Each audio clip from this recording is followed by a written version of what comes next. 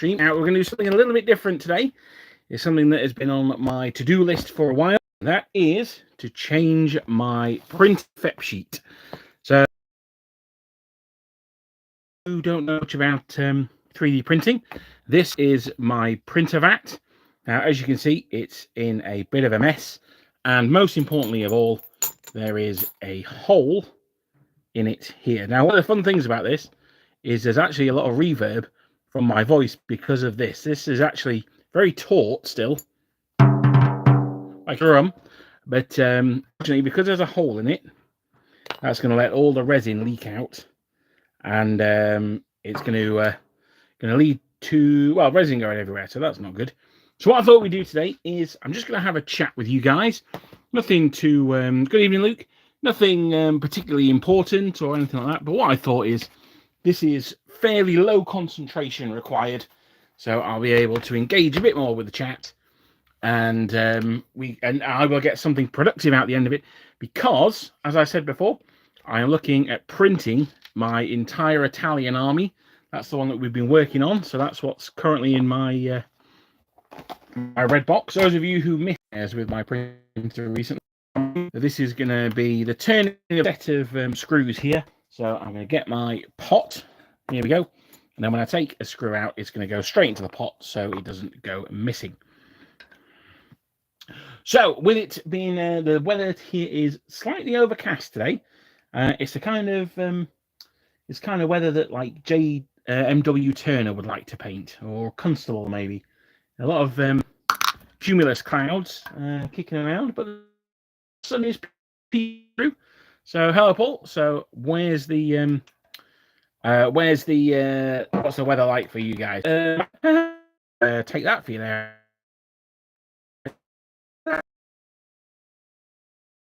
Again, and that you can see me. Although part of me hopes that you can't, because then you will have had to endure my singing, and absolutely no one deserves that.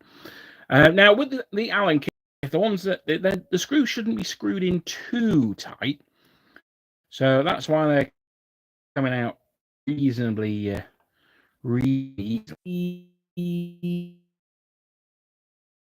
obviously I'm down at a huge fan.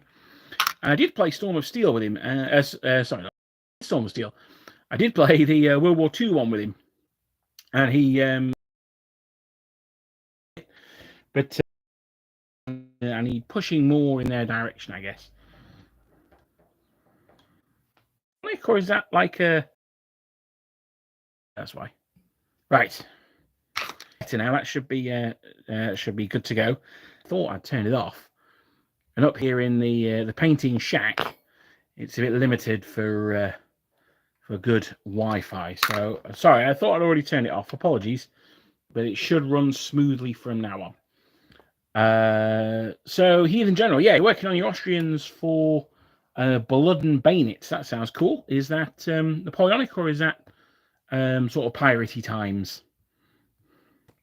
I know they do Blood and Plunder, don't they? Which Discourse Miniatures is sponsored by. Again, I've seen their models. They look pretty cool, actually. They did a sprue of plastics, which I got one of at Adepticon last year. And one of the subscribers said he wanted it, so I sent it to him with a copy, with a HMS Surprise as well. So that's currently still living in the States. So I'll spin this round. There's no point in me leaning over when I can just turn it around and make it easier for myself.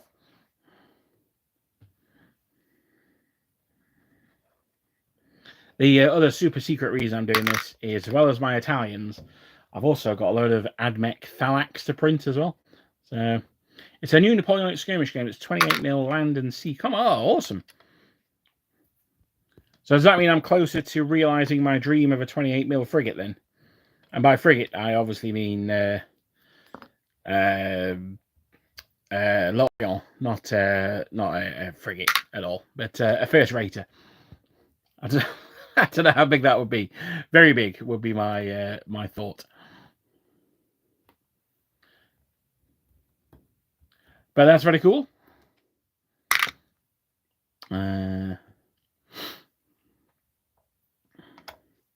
I'm I'm now set. I'm only missing 3 or 4 paints, as I need to find some Vallejo paints near me. Okay, no, that's good. I think, can Jeff Bezos sort you out? Do they have them on Amazon? I don't know, to be honest. I'm sure they will do. Hello, Colin. It's nice and toasty in Alabama. Very good. I'm in the middle of moving. But at least I have 6 Swedish Guard command figures, 50mm. Oh, very nice. Right, so that's all of these ones done. This is a bit less taut now, so hopefully there won't be so much reverb. But we turn it over, push this out, and there we go. Now this here is absolutely filthy. I'm going to give that a clean before I put the new FEP sheet on. Now these FEP sheets, they do get, as you can see, this one's very scuffed. They're supposed to be clear, as we'll see when I put the new one on. They do get a bit scratchy. They are supposed to. They are what's called a consumable. So they're not too expensive. I think they're about £10–15 for 2. So that's not too bad. Now usually I can try and bash through 30 prints with one FEP sheet, maybe more. But this one's given up the ghost quite easily, and it's my usual brand, so I'm a little bit disappointed with that. But it is what it is. Now I'm moving to these much smaller screws. And the reason my voice keeps going in and out is because I'm looking around for my essential tool, which I can't find. Hello, Glenn. Nice to see you, buddy. So, Colin, are you moving to somewhere else in Alabama, or are you moving out of Alabama? And are you listening to Lynyrd Skynyrd while you're doing it? That's the crucial thing. I imagine not. So we'll spin that one around for now. Now, it's always best to try and equalize where the pressures are in these. We'll do more of that when we're putting it back on again. But yeah, so if any of you guys have 3D printers out there, or any of you are thinking of getting a 3D printer, this is one of the maintenance jobs that you have to do. It's a bit of a pain in the bum, but once it's done, hopefully it should lead to more successful prints. Now, I already owe General Dan a bunch of priests that I said I would print him, and also some medieval El Cid stuff, so I need to start with that, really. So, Auntie, you're working on some French engineers. Oh, fantastic. They're nice models. I particularly like the one with the, is it like a shovel over his head, or like a mallet or something? He's particularly cool. This is my my little pot of screws. They're all going in there. It's a pick, right? There you go. Yeah, that would make sense, wouldn't it? So now I'm just going to, as I say, it's useful to try and equalize where the pressure is. It doesn't really matter on this one so much, because we're only going to bin it anyway. But it's good practice. Could be worse. You'll be owing me a whole French. Well, that's true. That's true. At least he's French. At least he's not a Prussian army. And then we're going to this one. As I say, this is more important when I'm tightening. But as it is, it's just a bit of good practice. I'm in Missouri. Oh, very nice. Okay. I don't know any songs about Missouri. I'm sure there are some. Shenandoah. There you go. Shenandoah. That's a song about Missouri, isn't it? I recently heard the Bruce Springsteen version of Shenandoah. It's pretty good. It's not bad. It's not as good as the version from the film, though, I don't think. St. Louis. Oh, right. Well, you got to meet me in St. Louis as well, haven't you? So, right.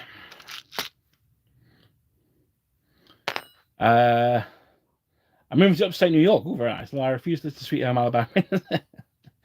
Fair enough. Oh, well, I'm sorry to hear that it's not been great for you. I have an FDM printer, which is great for 3D print terrain. Yes, I hear they're very good. I keep hearing very good things about Bamboo Labs. One of the chaps at my club has got a Bamboo Labs printer, and he is absolutely blown away with it. In fact, he reckons it's so good that he can start printing miniatures with it as well. Now, I haven't seen his results from that, but he is he's very taken with it. Hello, Gruesome Dread. You're going to have to give me 2 seconds while I just grab my alcohol, which is not as fun as it sounds.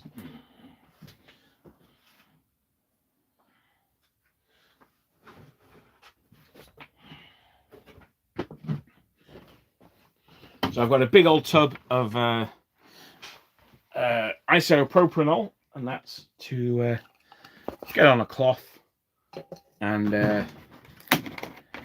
do a bit of rub-a-dub-dub cleaning with. So just bear with me. There we go. I think that'll be enough. Don't need too much. Ooh, mama.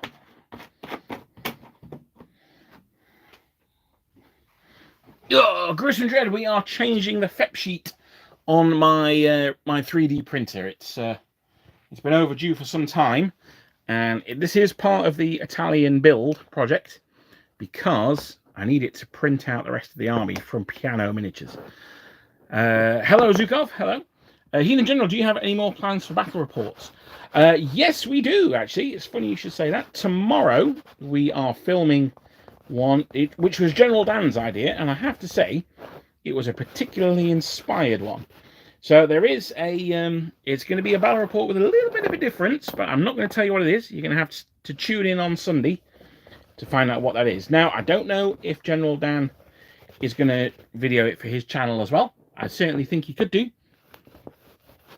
When is the stream going to be tomorrow? Well, there's not one tomorrow, I'm afraid. Tomorrow is down the club. We'll be filming the back rep. And then, so most streams are still going to be Wednesdays. Although I did do a cheeky one on Bank Holiday Monday. I might do one next Bank Holiday Monday. Keep an eye out on the channel, and I will post a probably Monday morning whether I'm going to be doing it or not, because we might have something planned, but it's going to rely on the weather. So if the weather's not conducive to it, then I'll probably do a live stream instead. So all I'm doing is dipping my my tea towel into some alcohol there and just rubbing the resin off. Now that was fairly easy. This is going to be significantly more difficult.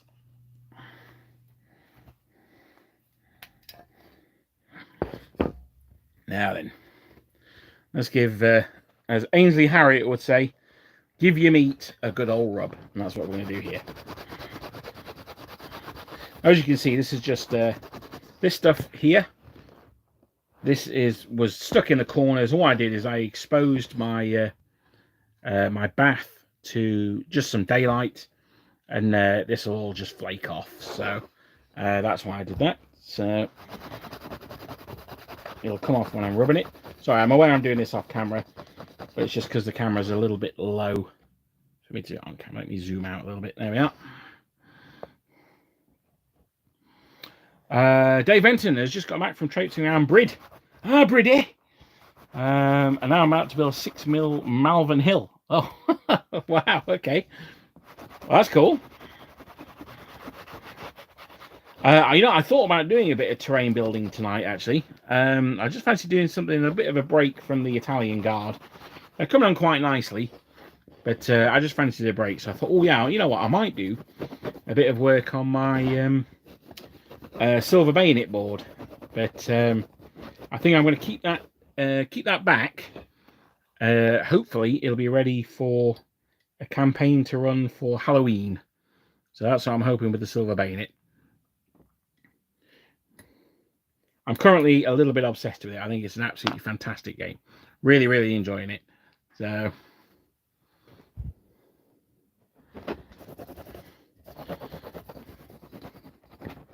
yeah, just clean it. You don't necessarily need to do this.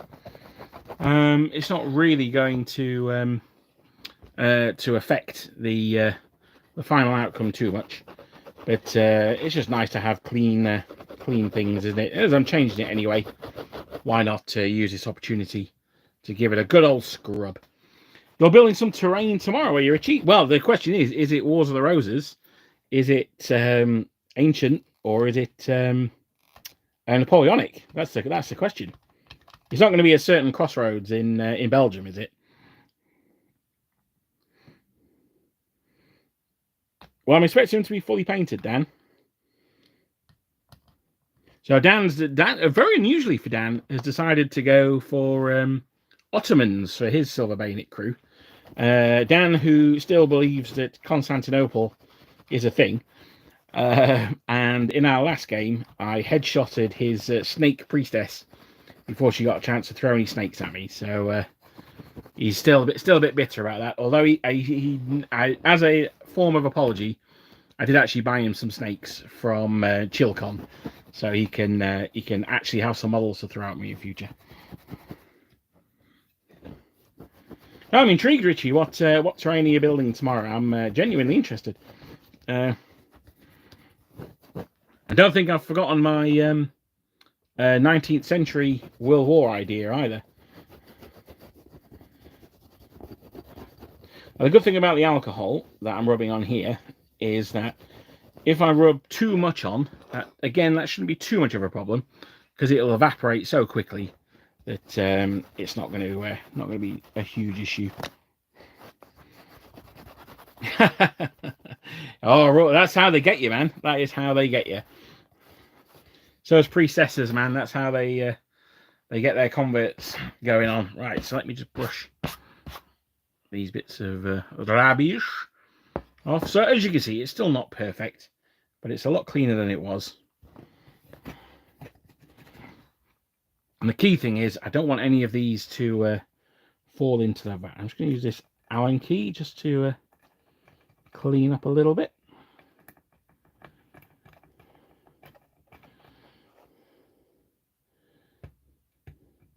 So I was looking on Google Maps today at where General Dan and I are staying when we go to Waterloo. And I was looking at what local amenities are around. Now, I've said before that if anyone's around, feel free to meet up. We have to slightly change that and put the caveat in that if you do, please bring beer, because there's nowhere nearby that sells takeaway beer. So, so there you go. That's the condition. Chips and mayonnaise, we are absolutely set for, but beverages, not so much. Well, I'm sure we can get some out when we're in Brussels. If we don't get stabbed first, of course. Mr. Hardy cut some irregular bases so you can make rough ground. Oh, that's cool. So he this is Mr. Hardy, who was vehemently against well, he's against irregular edged bases, isn't he? Actually, I should say. There. Right, so there we are. That is going to be good enough. Do not let the perfect be the enemy of the good. That is my life motto. So we'll pop that over there because I don't need that anymore. No, I'd forgotten that McDonald's sells beer, actually. Do they also sell Royale with cheese as well? Right, so which one is the bottom? This one is. Is that on the bottom? Let me have a look. Yes, it is, but it goes that way. And then this one goes on top. The big holes, right? So, right there we are. This is not usually this difficult for me. I'm obviously having a moment. Right now, what we need to do is we need to allow a little bit of slackness in the middle here, but not too much. Now, the thing that I'm looking around for is my trusty eraser, but I don't know where it's gone. Eraser, or as we call it in the UK, a rubber. Now, I'm fully aware our American listeners do not call it a rubber. They call it, rubbers are something very different in America. So,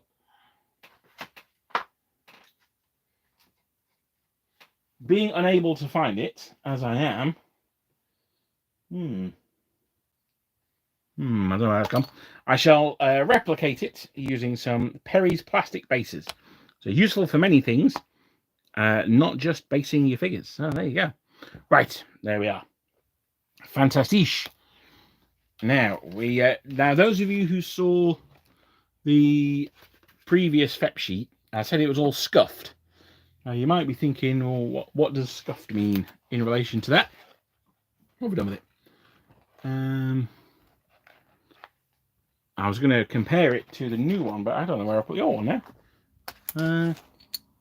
Oh yeah, here it is. So this is the old one. And the new one is this one. And that's the new one. So that's what it's supposed to look like. This is what the used one looks like. So as you can see, it was potentially time anyway, even before the tear. So as you can see, that's quite a big tear for a 3D printer.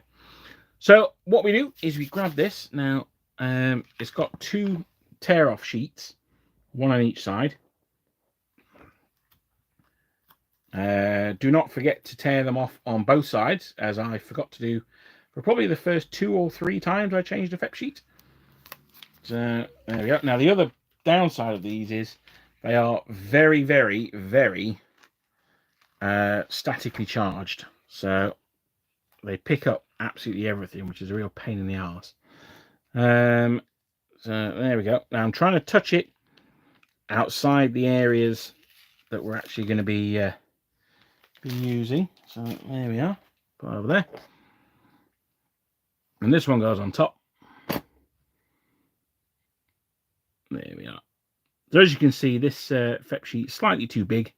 That's okay, because I'm going to trim around the edges here. But first what I need to do is I need to put the screws back in.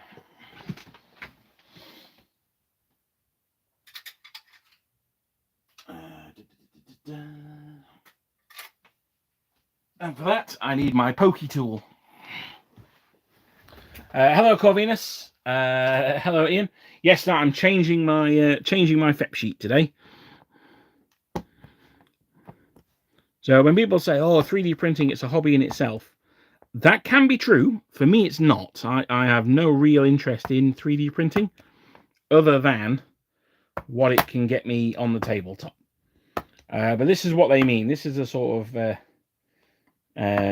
the not admin, what's the word I'm thinking of? The maintenance that you have to do on your printer. I'm just poking through the FEP sheet here, just so I'm going to be able to put the screws in. Already done that one, haven't I? Just make sure the corner's done. There we are. So I said earlier on that it's important that you do them fairly evenly. So we're going to start off with the 4 corners. Back in no buffering. Oh, that's fantastic, Luke. That's good, mate. So I think it was because I still have my Wi-Fi switched on.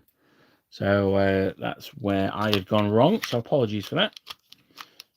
A bit of technical difficulties.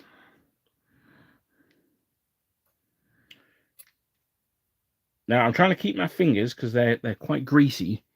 That's all those Italians I've been touching. Joke. It's because of the resin residue. So I'm trying to keep my fingers off this area here, because that's going to be the area that we actually do the printing in. So let me just screw this in as well. So I'm not screwing these tight yet. I'm just screwing them in place so that the threads have bitten, and then I can sort it out in a bit. Now, as you can tell, I've done this a few times. This used to take me about an hour, but we're half an hour. We're less than half an hour in, and I've basically done it. So that's a testament to how many times I've done this. So screw that in. Now I'm screwing it until it's tight, giggity, which is there. Now I'm not tightening it up yet, but you can see I've done this corner. So now I'm going to go to this corner here. What I need to do is I need to make sure that the tension is even throughout, because otherwise you're going to end up with prints that fail. Say it's slack at the back here, they'll fail. Whereas if it's tighter at the front, giggity, then they'll be okay. So you'll be yeah, exactly. Yeah. Why am I reassembling this part of my printer? So this is called a FEP sheet. Now this is basically the thing that prints comes down, and this is going to be full of resin, and lights shine through underneath this and effectively bake the resin onto the arm that lifts up and down. Now, because it sticks to this, it's constantly pulling it. Now, it'll eventually get loose, and that's what causes some prints to fail. Now, mine actually got a hole in it, so there was resin leaking out of the bottom and all over the screen of my printer. Now, luckily, I saw it very early, and I have screen protectors on my my printer, ones that are normally for iPads. So all I had to do was tear that off, put a new one on, and we were good to go. So that's why I am reassembling this. It's a consumable part. It's a part that does need changing every so often. But this one probably got about 10 prints out of it, none of which were completely successful. And you should be looking for about 30 successful prints from it. The more unsuccessful ones you have, the more stress you put on the FEP sheet, the less time it survives. So as you can see, I've put 4 more in, and they're all opposite each other. So I'll tighten this one up. Again, I'm just getting it so it bites. I'm not tightening it up yet.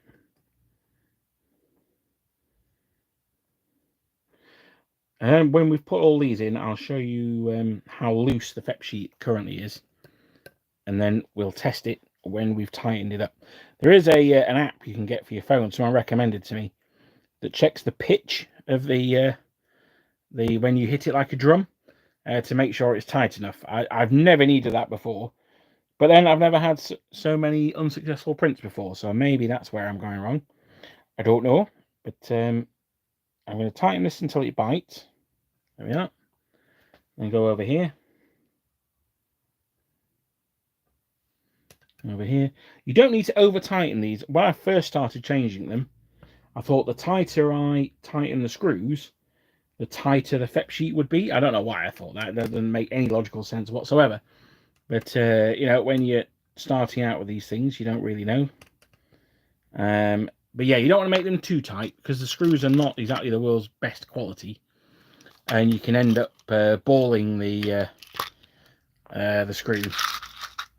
Giggity. And it means that you can't get them out then, which is very annoying. Then you have to buy a whole new vat, and they're not that cheap. They're about 40 quid, so you do without that. So I've put that one in there. So the next one goes in here, here, and here. Now it could be that these ones should go in here. In fact, it probably is. So I shall pop them in there. Again, this one, it doesn't matter too much if which order you put them in, but I also find it helps me know which ones I've put in and which ones I've got left. So if, for argument's sake, I was missing a screw or something like that, then I know if I put in 2 at a time, I'm counting them out, counting them back in again.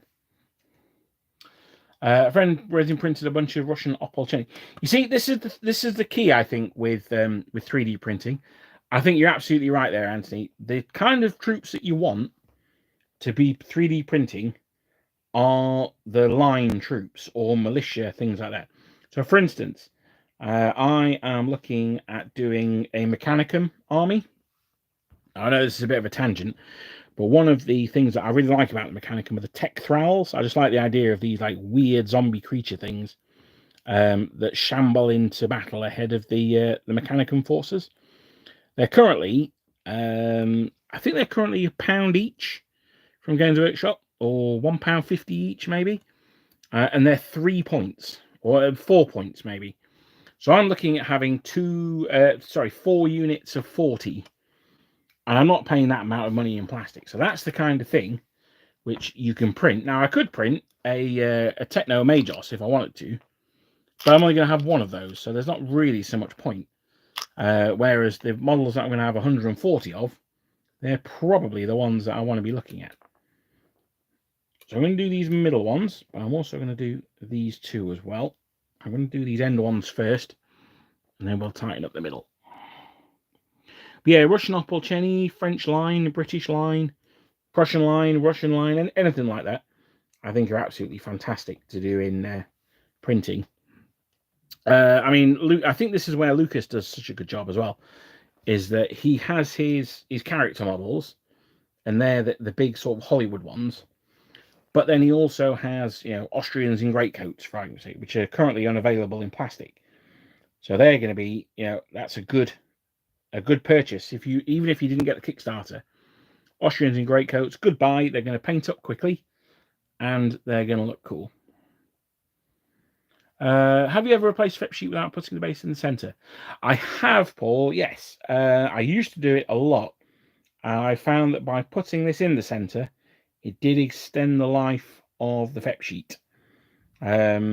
Because yeah, you're right. You can make it nice and taut from the off, but I think it was a little bit too tight, and it just didn't last quite so long there. Now, admittedly, I do absolutely hammer the life out of my printer, so that might be why. But yeah, I for a long time I was like, oh yeah, no, that's a bit silly. But it is actually quite useful to have. I have found, although again, yeah, maybe in this printer is different.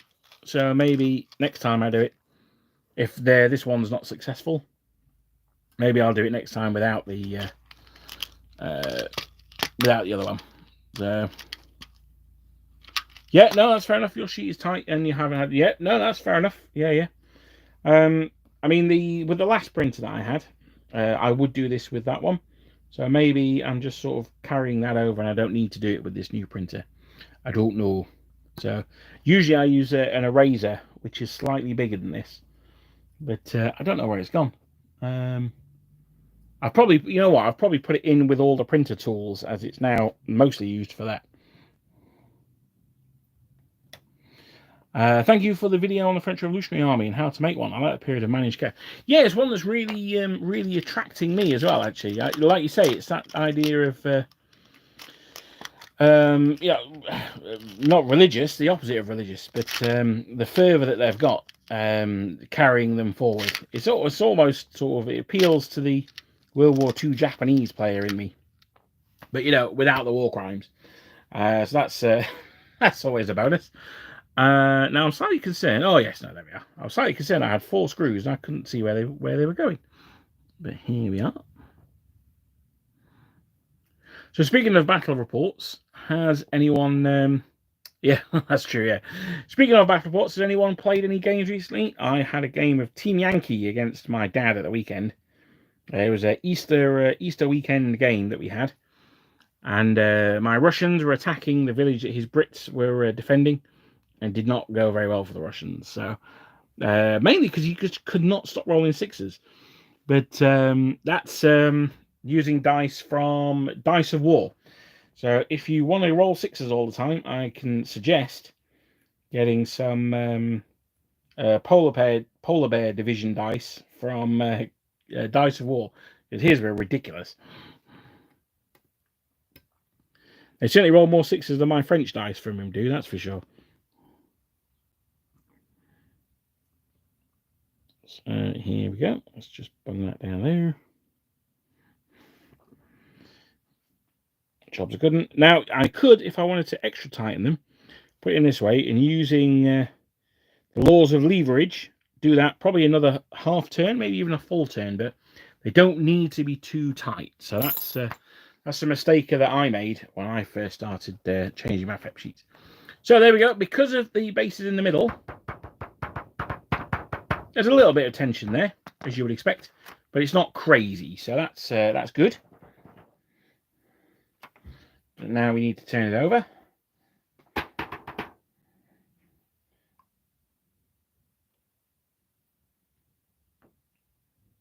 Now, as I say, these sheets are crazy statically charged, so they're a bit of a nightmare to get bits off. Right, now what I'm going to do before I put the you can see here how greasy my fingers are. That's from the resin that was on the old Fep sheet. Let me just quickly wash my fingers off.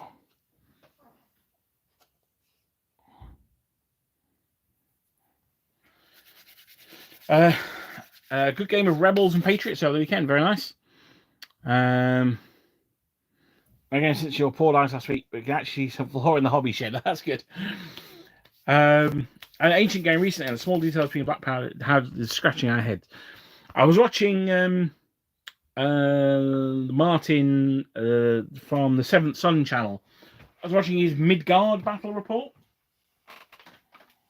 There's a lot of talk about Midgard at the moment. I'm absolutely certain that it's going to be the next big thing at our club. I have to say, I saw the battle report. It didn't enthuse me. I like the idea of like heroic duels at the beginning, but I think I have developed a better way of doing them than Midgard has. I say I have developed. I haven't really. I've just completely ripped it off of Osprey Games as Bushido. But when writing my Trojan War rules, I came up with an idea with some rules for Hail Caesar for single combat. So, because what's the Trojan Wars without single combat? I mean, really. So, if you've played Midgard or if you're looking forward to it, let me know what you think. I'm actually putting together a Viking army at the moment, so I've got an army being put together that's for the period.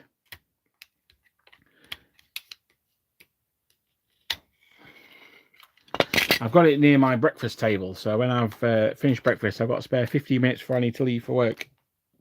I can bash out three or four Vikings. Just building them at the moment. That's building them, not painting them.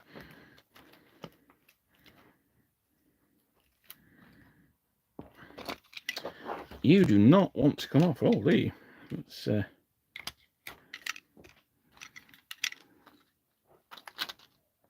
we are. Right, so that's got rid of all the excess. You're obviously better off buying one that's too big than too small, because if it's too small, you can't use it at all. So there we go. Now, same as before, I'm going to need to poke holes in these.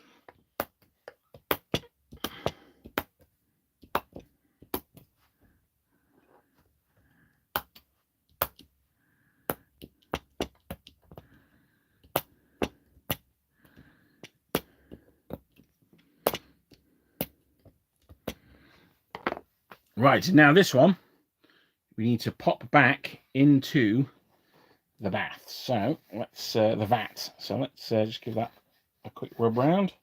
Giggity.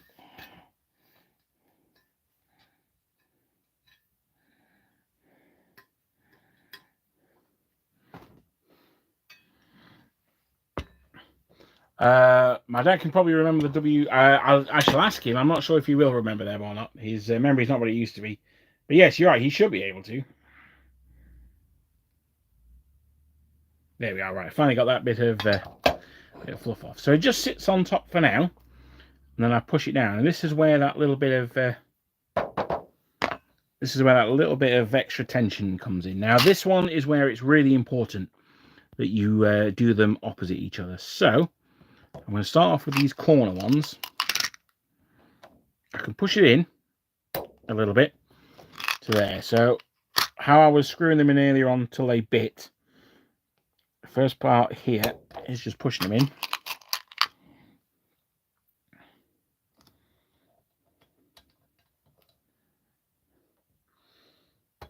Played Midgard on TTS and did Hastings and Harrow was killed by an arrow. That's good then.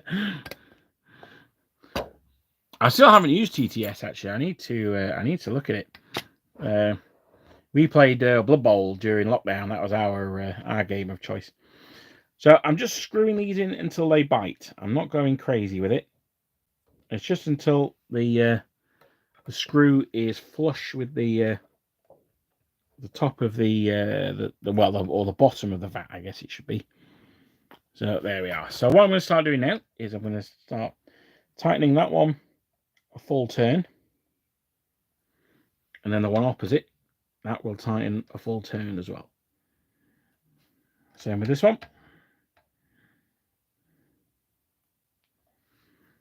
And then with this one. Can't really see that one. I think that's a full turn. Back to this one. Now you can hear my voice is echoing from here. Can you guys, is that being picked up on the microphone? So this is, we clearly know that this is getting taut now. So that's good. Put that on there. Thinking about starting collecting Spanish, any recommendations? My recommendation, Julian, is that you hold off for a week or two. Actually, yeah, I was going to start collecting Spanish this weekend, wasn't I? So, yeah, hold off for a week or two, and you'll see my guide to start collecting Spanish. Just giving this a bit of a clean, now I'm noticing it. But you can do a lot worse than going with 3 boxes of plastic Spanish from the Perrys. If you've not seen any of my start collecting videos, that's basically how they all start. So that's what I would go with. So I'm just going to do a full turn there. This is weird. I sound like I'm in a stadium or something. There we go. I'll tell you what I might do is I might put a bit of weight on there. Just to stop it from reverberating. There we go. So I'll put that on there. I'm going to leave it there for now. So that's pretty tight. You can see it's a lot more taut than it was previously. There you go. That's why I use the tweezers. So now I'm going to put the next ones in. And I'm going to do these ones at the end. You do like my start. Oh, well, thank you, Julie. That's very, very nice of you to say. That, to be honest, they're really good fun to write as well. They're probably my favourite series to write, although they're not necessarily the ones I get the most satisfaction from. But what I like about them is planning the army is like it's almost like buying the army, but without having to spend any money. So that's really good. Do most rule sets have rules for guerrilla warfare for Spanish? They normally have rules for the units as part of the main army. I think if you wanted to, do guerrilla warfare, you'd be better off with a more skirmish style set of rules, or something like Sharp Practice, or Chosen Men, or Lord of Sharp. Once that finally gets published. Something like that. What's the Osprey one? I'm looking at it now. Yeah, Chosen Men. Yeah. Something like that might be better if you wanted to do actual like a guerrilla warband versus a French patrol or whatever. Or you can make your own. Absolutely. And that's the alternative. Yeah. I should point out as well that those of you who've seen my gross thumbnail. That isn't dirt. I do clean my nails. That's actually some paint. It's ink from earlier on, actually. So apologies for that. I've just noticed it myself.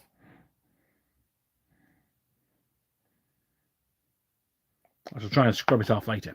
So as you can see, as I'm still going opposites. So the next two I'm going to do are going to be.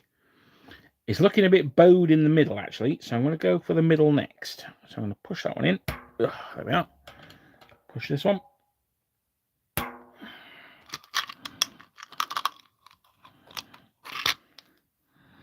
Now, as you can see, there's a little bit of misting here, where my thumb, my fingerprints have gone on the FEP sheet. I'm really trying to avoid that, but not. I just wondered how the Spanish have any advantage on the battlefield. Yeah, they don't usually. The advantage they have are the British Army that's fighting with them. Yeah, I mean, you could certainly do that. I think if you want to do like a skirmish level game, I mean, you could do an army of guerrillas as well, I guess. But my thought would be something that uses a lot of cover. And things like that might be better for simulating guerrilla warfare. To be honest, something like Silver Bayonet could be quite good. You don't necessarily need to use all of the crazy the monsters and all that kind of stuff for Silver Bayonet. It still works as a perfectly serviceable skirmish set as well.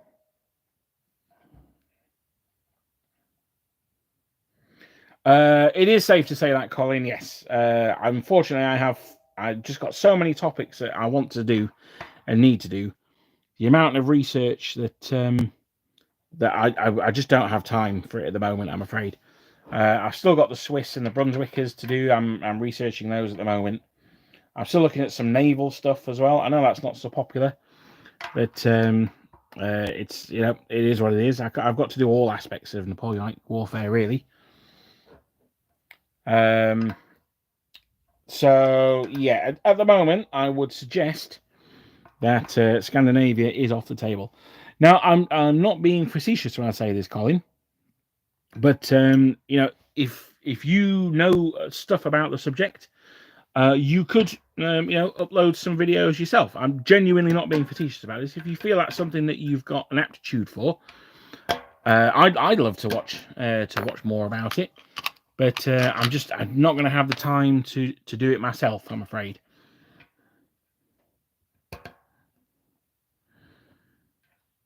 One of the reasons I set up the channel actually was I wanted to watch more like channels about historicals that were like 40k channels. And there's a few out there, but still not that many. I think the Plastic Crack Boys have got their I watched On Tabletop again yesterday. I've not watched that channel in a long old time. They did a lot of stuff for Team Yankee, and there was one presenter in particular. It was a struggle for me. I'm not going to lie. I found it. Yeah, the information they gave was very good. It's not a channel I will be putting on my hard repeats, that's for sure. But you know, that's just a personal thing. You know, that's just what it is. I'll tell you what I did watch recently on the YouTubes. Is hello Dario, hello Earl of Chutney.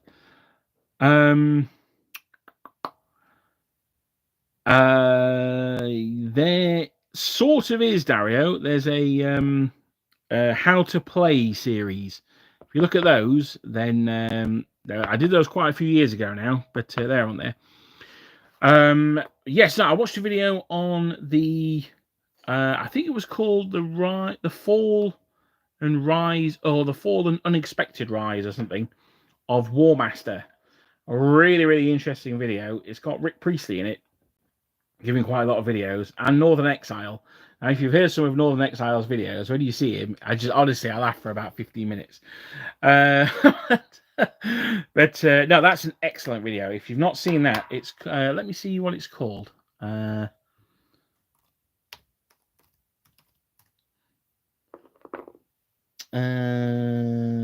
is it?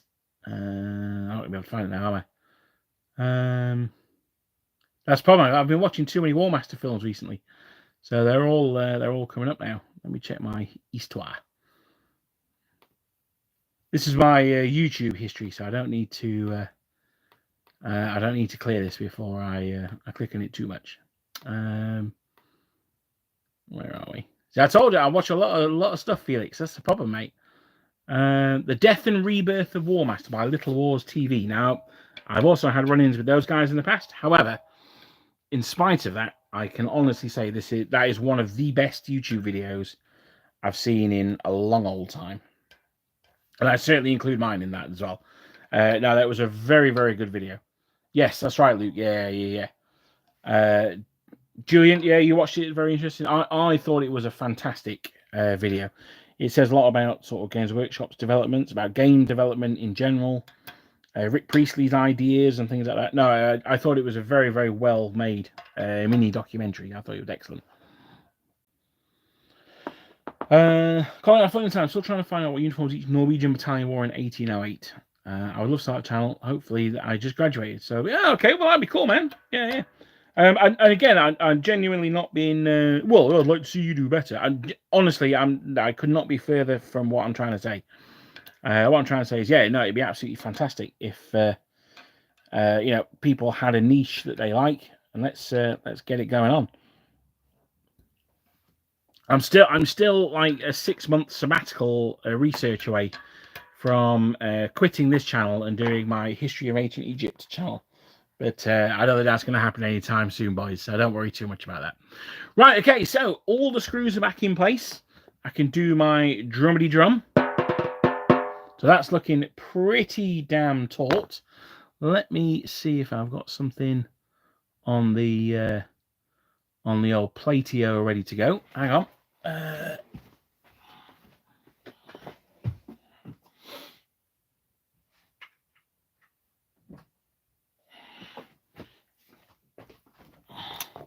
Let's see if I can start a print live here.